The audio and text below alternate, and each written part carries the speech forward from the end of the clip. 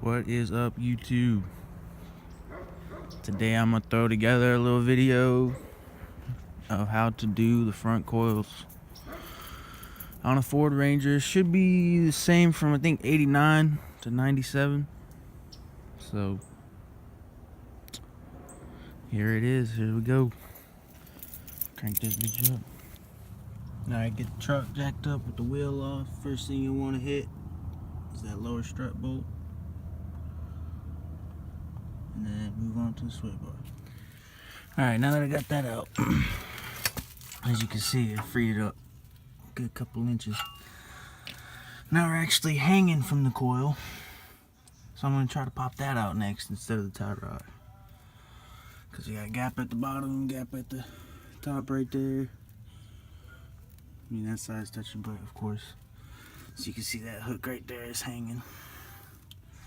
So you're gonna need a 30. Well, it's more like probably a 29 or probably something standard on it. Alright, so just pried it off the top there with a pry bar so I can actually get the socket in there.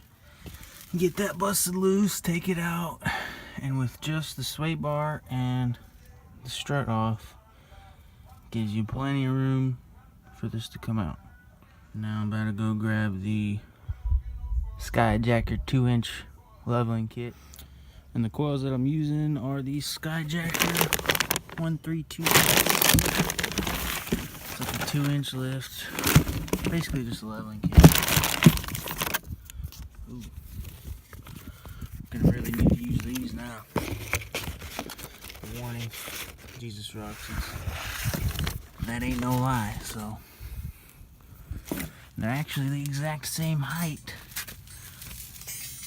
as the stock one, so should be just as easy to pop in as it was to pop out. Let's see. Alright, well, got that sitting in there. It is just as easy to put in as some stock ones. So yeah, that's about all there is to it. Got it up back in there. These are all the tools I use.